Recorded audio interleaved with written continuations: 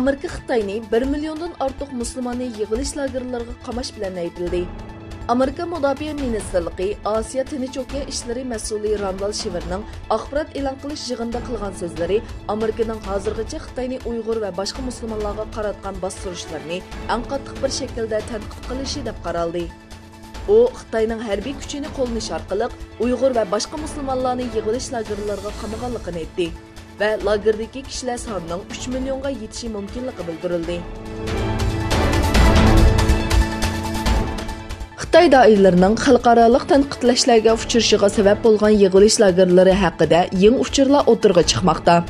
Erkin Osiyo radiosining bir xabarda Sharqi Turkistondagi insoniyatga qarshi jazo lagerlaridan qutulib, Qozog'istondagi oilasi bilan jam bo'lgan Gulzira Avulxon chet eldan tekshirish o'miga kelgan chaqlarda lagerdagi hamma kishining chechining bo'yildiganligini bildirdi.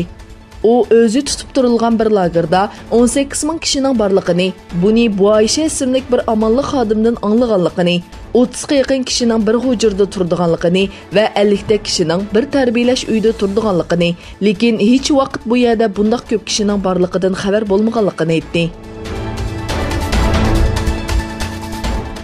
Norvegiya poytaxti Osloda Xon jamiyati sarayining oldida jam bo'lgan Uyg'urlar Xitoyga qarshi namoyish o'tkazdi. Lagerga qamalgan tuqqanlarning rasmlarini ko'tarib olgan namoyishchilar ishg'olchi Xitoyni o'z zaminidan chekinib chiqib ketishga chaqirdi. Bayonot e'lon qilingandan keyin yig'ilish lagerlariga qarshi shiorlar to'landi.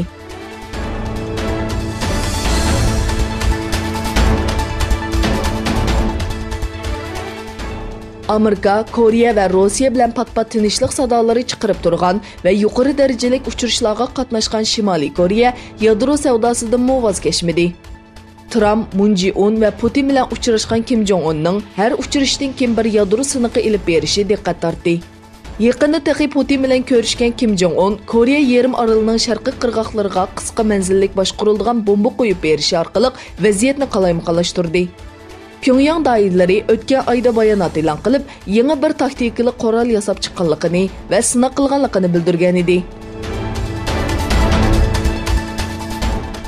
Iroq doiralari Suriyada Daeshga qarshi maxfiy harakat elib borganligini, Daesh kattavishi Bag'dodning harakat asnosida qochib ketganligini bildirdi.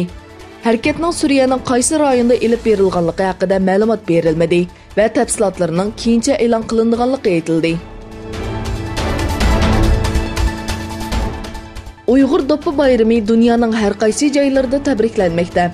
Dunyoning madaniyat böşükleridan bo'lgan Sharqi Turkistondagi qadimiy madaniyatlardan biri bo'lgan do'ppiga atalgan bu bayramni Sharqi Turkistonda tabriklash imkoniyati qolmagan bir ahvolda, dunyoning har qaysi joylaridagi Uyg'urlar bu bayramni tabriklash uchun turli faoliyatlar o'tkazmoqda.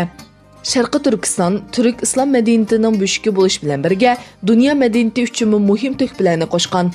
Shundaqla Sharqi Turkistonda hozirgacha oshkorlashga ruxsat qilinmagan buyuk va yuksak madaniyatning borligi ilgari surilmoqda.